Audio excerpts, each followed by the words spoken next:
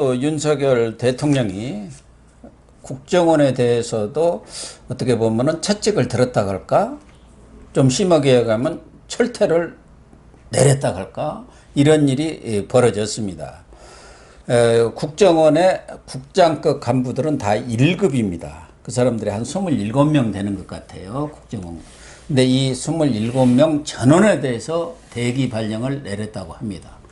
이것도 또 한겨레 신문이 특정 보도를 했습니다. 한겨레 신문에다 얼른 가서 읽는 거죠. 엄청나게 비난해 놨더라고요. 예, 그러니까 한겨레 신문은 지금 난리 난 거죠. 네. 그러니까 언론도 지금 뭐 정권이 바뀌었지만 옛날 그대로입니다. 그래서 어쨌든 윤석열 대통령 입장에서는 뭐 국정원도 원장뿐만 아니라 차장 4명 다 바뀌었지 않습니까? 네. 인사가 끝났고 그렇기 때문에 그 밑에 이제 국장 밑에 또 단장 그다음에 뭐 여러 계단이 있을 텐데 국장이 사실은 가장 중요한 위치들 그렇죠. 아니겠습니까? 네. 그래서 문재인 정권 때 어떻게 보면 국정원 자체도 너무 친북적으로 흐른 것 아닌가 그런 것에 대해서 뭔가 좀 쇄신이랄까 정상화죠. 어떻게 보면. 정상화 조치가 필요하다 그런 판단이라고 봐야 하나요? 그렇죠. 제가 볼 때 아까 우리 공무원의 정치 중립 많이 이야기했지만은 저는 국정원은 정치적 기관일 수밖에 없습니다. 뭐 정치 사찰해서 정치적 기관이 아니고 대통령의 철학하고 같아야 된다 이거죠. 국정원은. 예, 그렇죠. 왜냐하면 제일 대표적인 대북 문제 아닙니까? 대북 문제에서 문재인 정권에서는 대북 유화 정책 이걸 했으면 거기에 맞는 국정원 체제가 갖춰질 수밖에 없어요. 그런데 대통령이 바뀌어가지고 대북에 대해서 강경 기조 있으면 거기에 맞는 저희 국장들이 들어와야 되는 거예요. 그거는 그래서 정치적인 기관이라는 거지. 어떤 대통령의 눈치를 보고 자기 소신과 다르게 하는 그런 데서 정치적 기관이라는 게 아닙니다. 그래서 지금 27명 전체에 대해서 대기 발령했지 않습니까? 이게 27명 다 간다는 뜻은 아닐 거예요. 그러겠죠. 일단 대기 발령을 시켜놓고 그 중에서 또 정치적으로 완전히 편향된 그러니까 윤석열 대통령과의 어떤 대북 관계 어떤 기조에 맞지 않는 생각을 가진 사람은 제 생각에는 스스로 물러나야죠. 어떤 문재인 대통령 때 나는 김정은 진짜 존경하고 그 다음 유화 정책 써야 한다고 강력히 했던 사람들은 물러가는 게 그거는 공무원의 신분 보장 문제가 아니고 그거는 국정원 정도면 있죠. 어떤 대통령의 어떤 뜻에 따라야 되는 거거든요. 군하고 비슷한 거예요, 이런 거는. 북한에 대한 어떤 첩보를 바꾸라 이런 게 아닙니다.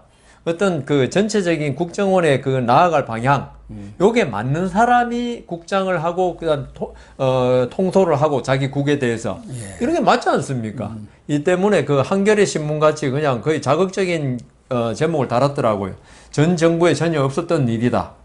그런데 이때까지 국정원이 문재인 정권 이전에는 있죠. 비록 정권이 바뀌더라도 그렇게 막 편향되게 한 거는 그렇게 없었던 것 같아요. 없었는데 문재인 정권 들어서 우리 얼마 전에 지난번에도 서해 공무원 피살 사건 그거 이야기했지만 이게 사실관계를 바꾸는 거예요.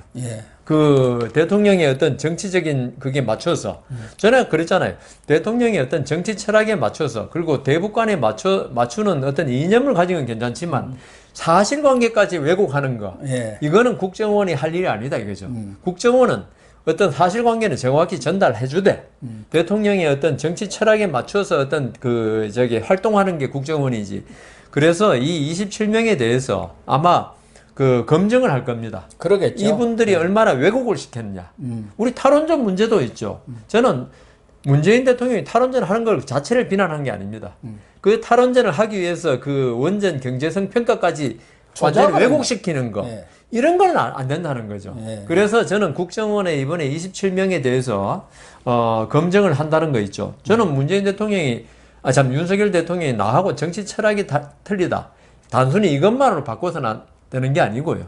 이 사람이 어떤 억지를 쓰면서까지 그리고 사실을 왜곡하면서까지 어떤 대북 정보를 왜곡하고 종전선언 발표 때문에 마치 피살 사건을 갖다가 납북을 월북으로 하듯이 이런 걸 갖다가 주도했던 사람, 이런 사람은 바꿔야 한다 이거죠. 그렇죠. 그 27명에 대해서 아마 지금 대기 발령이고 그 밑에 단장들을 직무대로 했으니까 뭐 국정원 업무에 공백이 생긴다기보다도 지금 잠시 정지 그 기간인데 정비 기간이죠. 27명에 대해서 한 사람 한 사람에 대해서 철저한 검증이 필요하다 봅니다. 특히 일반 행정기관과는 달리 국정원이라는 것은 하나의 특수성이 있지 않습니까? 그거는 민감한 정보를 다루고 있기 때문에 그 책임자들을 일단 업무에서 손을 떼게 만든 것이죠. 그리고 검증을 해봐서 이 정부에서도 충분히 쓸만한 역량과 능력과 어떤 이념적 성향이라든가 그렇게 같으면 또 그대로 하는 거 아니겠습니까? 그렇죠. 그 사람들을 다 목대는 할 건 필요가 없죠. 아니잖아요. 특히 서훈이라든가 박지원 국정원장실에 너무 친북적인 그런 행위를 했던 사람들, 거기에 동조했던 사람들, 그런 사람들까지 같이 갈 수는 없는 거 아니겠습니까? 그렇죠. 이번 서해 공무원 피살 사건도 그렇고 지난번에 탈북어민 북송 황제 그런 데서도 그걸 주도했던 그런 게 국정원이 다 개입이 되지 않습니까? 그렇죠. 그런 사람들까지도 그 책임자들을 그대로 둔다건다면은 안 되는 것 아니겠어요? 오히려 사과하고 본인 스스로 먼저 물러나야 됩니다. 그리고 윤석열 대통령은 이제 국정원에 대해서는 정말 이스라엘의 모사드라든가 영국의 MI16인가요? 또 미국의 CIA처럼 순수한 정보기관으로 역할을 하도록 그러니까 첩보 활동 또 하나는 지금 더 중요한 게 경제 이런 정보들 아닙니까? 이런 것에 대외 경제 정보 그런 거 또 우리 기술들이 막 빠져나가고 유출되는 걸 막고 이런 것을 제대로 하는 것이 국정원이 나라를 위해서 국민을 위해서 해야 할 일이라고 보는 것이고 정치에 자꾸 개입해 가지고 뭐 되지도 않은 김정은 모셔오기 위해서 강제 그 북송 어민들 그 사건도 바로 그거 아닙니까? 그때 한 아세안 특별 정상회의를 부산에서 하면서 김정은 데려오려고 초청하려고 위인 모신다 어쩐다 해갖고 그 난리 법석을 폈던 거 아닙니까? 그렇죠. 뭐 대학생들 광화문에 와서 시위했었고 그랬었거든요. 그런데 이 국정원이 개입하지 않도록 지금 차단을 하겠다는 거 아니겠습니까? 맞습니다. 이것도 아까 경찰 이야기했지만은 어떻게 보면 국정원의 정상화의 일환입니다. 그래서 국정원도 그런 차원에서 이번에 그렇게 대기 발령을 내린 것 같은데 또 거기에 자기들이 또 감이 오잖아요. 그런 사람들은 얼른 이제 또 한겨레에다가 제보를 하겠죠. 이거 다 잘리게 생겼는데 빨리 열어놔 이슈화 좀 시켜달라. 그런 것 같습니다. 그런데 하나 그 사람들한테 아쉬운 거는 윤석열 대통령이 그런데 눈도 끔찍 안 할 사람이라는 게 아쉬운 거지 그 사람들한테는. 또 하나는 그동안 그 원운석이라고 있지 않습니까? 그러니까 국정원이 지향할 목표랄까 그것에 대해서 딱 한마디로 이렇게 정리해갖고 딱 세워놓은 게 이제 돌에다 새겨놓은 건데 저희들이 이제 가장 뭐 이렇게 익히 알고 있는 것은 음지에서 일하고 양지를 지향한다. 그게 이제 국정원 생길 때 만든 거 아닙니까? 그때 초대 국정원자 그때는 이제 CIA 정보부였습니다만 중앙정보부라 그랬죠. 김종필 씨가 하고 그때 만들어놓은 원운석이었는데 그 후로 어쨌든 정권이 좀 바뀌면서 원운이 좀 정권에 따라서 이렇게 바뀌기는 했어요. 그래서 김대중 전 대통령 때는 정보는 국력이다. 또 박근혜 전 대통령 때는 소리 없는 헌신 오직 대한민국 수호와 영광을 위하여 이렇게 또 바꿨고 문재인 정권 들어와서는 국가와 국민을 위한 한없는 충성과 헌신 이렇게 바꿨단 말이에요. 그런데 우선 이 원운에 대해서도 좀 바꾸는 것이 어떠냐는 얘기가 나오는 것 같고 또 하나는 그 글씨체 그렇죠. 이게 성공회대 교수였던 신영복 씨의 글씨체라는 것 아닙니까? 근데 신영복 씨가 국가보안법 위반으로 뭐 한 20여 년 복역을 했었던 사람이죠. 좌익이죠. 뭐 그런 사람의 원혼을 쓰는데 그런 사람의 서체를 써서야 되겠느냐. 이런 논란들이 있어갖고 이번에 전면적으로 이렇게 개편을 하는 것 같아요. 저는 뭐 원혼의 내용에 대해서는 다 좋은 말이죠. 뭐 좋은 말이기 때문에 저는 내용에 대해서는 크게 할 말은 없는데 예. 다만 사랑도 첫사랑이 오래 기억이 남잖아요. 예. 저도 음지에서 일하고 양지를 향한다. 그거 상당히 의미가 있더라고요. 예, 그러니까요. 예, 안 보인 데서 묵묵히 일하고, 그 다음에 국가가 잘 나아갈 수 따뜻한 태양을 비추는 좋은 나라 만들겠다 이런 취지거든요. 그러겠죠. 예. 근데 뭐 박지원 전 원장 같은 경우 양지에서 일하고 음지를 지향하는 것 같아가지고 오히려 반대로 한 것 같아요. 그래서 원혼에 대해서는 크게 뭐 김대중 대통령 때나 박근혜 전 대통령 때나 문재인 전 대통령 때 말 다 옳은 말이죠. 좋은 말이고 네, 뭐 한데 다만 비서 원운석 거기다 글씨를 쓴 신영복 씨에 대해서는 있죠. 이게 신영복 씨의 신영복 씨의 책인데 감옥으로부터 사색. 이것도 대표적인 저서인데 이런 식의 이제 서체란 말이에요. 네. 자기 나름대로 좀 이게 만든 거죠. 어깨동무체라고 그러더라고요. 예. 그게 아주 북한하고 어깨동무를 하자는 취지인지 모르겠는데 그런데 신영복 씨가 있죠. 더불어 서체죠. 그래서 더불어민주당이 된 거 아니겠습니까? 아, 그렇습니까? 예. 신영복 씨가 통역당 사건으로 예. 20년 동안 이제 복역을 하고 출옥했는데 근데 신영복 씨의 기본적인 거는 사실 북한하고 잘 지내자. 예. 그러니까 북한을 적으로 삼지 말자. 이런 생각을 가진 사람 아닙니까? 그래서 문재인 대통령도 가장 존경하는 사상가라 그랬나요? 예. 신영복 씨가 그랬는데 근데 우리가 국정원이 어떤지는 몰라도 우리의 기본적인 개념은 북한은 우리의 주적입니다. 예. 어떤 경우에도 지금도 북한에서 지금 7차 핵실험 하겠다고 지금 큰 소리 치고 있고 공연 지도를 들여다보고 있는 정도인데 북한에 대해서 어떤 비핵화를 통해서 어떤 같이 이렇게 전쟁 없이 나간 건 좋지만 그거는 북한이 핵무기를 포기했을 때고 그 전까지는 북한이 핵무기를 가진 거는 우리한테 큰 위협이 되고 북한은 어떤 경우에도 적이고 유교 남침을 한 나라입니다. 예. 그런 나라에 대해서 어떤 우호적인 생각을 가졌다는 거 이건 대한민국이 있죠. 지향할 바가 못 되는 거죠. 대한민국이 아까 제가 국정원의 어떤 정치적인 위상을 이야기했는데 국정원이라면 대통령의 어떤 대북관, 그다음 외국관 이런 걸 같이 공유하는 기관 아닙니까? 예, 그렇죠. 그런 기관에서 그게 서체가 별거냐 하지만은 어떤 형식이 내용을 지배할 때도 많거든요.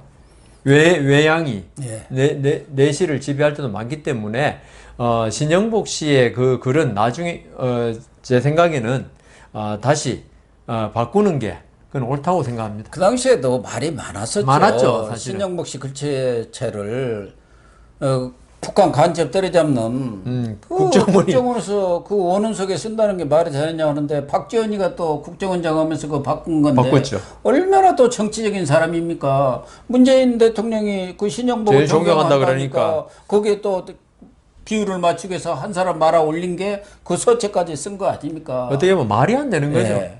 그리고 그 사람은 나와가지고 거기서도 양지를 지향했습니다만 늘 양지만을 지향한 사람이니까 그러니까요. 나와서도 지금 무슨 난리 법석을 펴고 있지 않습니까? 엑스파일이다 뭐다 해갖고 모든 정치 현안에 대해서 다 미주알 고주알 논평을 하고 그리고 국정원에서 있었던 그런 내용들 푸틴이 곧 제거된다는데 제거됩니까? 그런 얘기를 국정원장을 지낸 사람이 나와서 막 얘기하고 다니면 됩니까? 더군다나 전에 홍준표 의원도 얘기를 했잖아요. MB 때 자기한테 국정원장 제의를 했었는데 그것은 공직으로서 마지막 일이기 때문에 나는 정치인으로서 그건 할 수 없다고 했는데 이 박지원은 이 국정원장을 바탕으로 해서 지금 또 뭘 하려고 하는지 모르겠지만 이 원운석까지 이렇게 할 정도로 정치적인 사람이니까.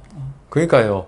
뼛속까지 이제 자기는 DNA가 정치라는 사람이니까 나와서 또 다른 꿈을 어떻게 보면 겸명인지는 모르겠지만 꾸고 있는 것 같습니다. 근데 그때 옛날에 김만복 씨라고 국정원장 했던 비슷합니다. 분이 TV에 나오고 이래가지고 상당히 비난을 많이 받았는데 제가 TV 이렇게 돌리다 보면 박지원 전 원장 대담 프로에 많이 나오시더라고요. 어떤 분들은 뭐 이 TV에 나가기 대담 프로에 나가기 위해서 어떤 그 경력을 갖다가 이용하는 분도 있잖아요. 네. 그러니까 보통 뭐 교수를 했거나 이런 분들이야 당연히 하지만은 국정원장이 전직 원장이 어떤 국정원장실 해가지고 비밀을 그러니까 언론도 그분이 뭐 우리가 그 궁금해하는 호기심이죠. 그런 걸 많이 알고 있지 않을까. 그 언론도 사실은 제가 생각할 때는 박지원 씨 같은 이런 분을 비록 뭐 비밀을 많이 알고 있다 싶어도 시청률을 올리는데 도움이 될 것 같아도 있죠. 자제해야 됩니다. 그렇죠. 전직 국정원장이 나오는 자체가 사실 우리나라 품격을 떨어뜨린 겁니다. 세계 어느 나라에 그러니까요. 정보수장이 나와서 그런 얘기 미주알 고주알 있었던 일 뭐 내가 말하면 전부 다 큰일 나 뭐 이런 이야기를 한다는 게 이게 그 외국에서 알면은 이게 대한민국 나라는 도대체 어떻게 된 나라냐 이렇게 할 정도이기 때문에 박지원 장관도 자제해야 되고 저 원장도 자제해야 되고 언론사도 있죠.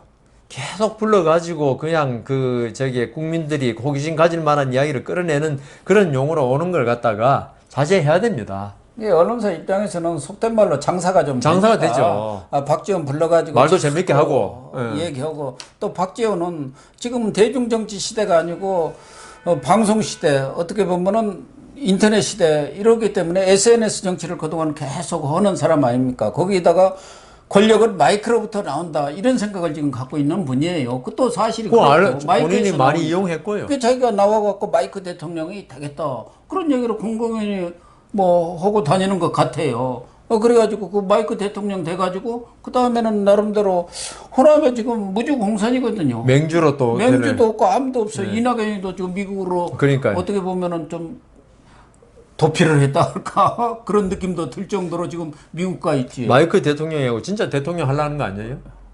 그분이 과거에도 대통령 출마 뜻을 늘 갖고 있었죠. 아, 나라고 못할 이유가 뭐가 있느냐. 모든 경력이 나 이상 화려한 경력을 갖고 있는 사람이 누가 있냐. 나이가 조금 더 들었을 뿐이지.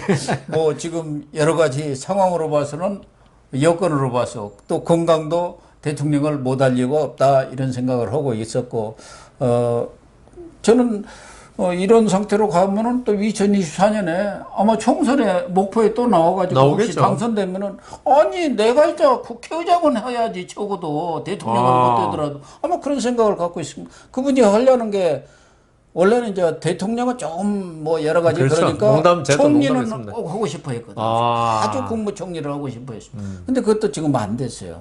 문재인 정권에서 마지막에 자기가 총리를 좀 했으면 했었고 윤석열 대통령 되자마자 충성을 다하고 하면서 그래도 김정은이를 이렇게 컨트롤하라 하면 나쁜이 없잖아. 자기 아버지 때부터 나오고 아주 가까운데 뭐 이런 얘기를 했었거든요. 그런데 이제 그 총리도 이제 안 되는 것 같으니까 국회 들어오면 얼마든지 국회의장 하면 노린다고 생각할 만하죠.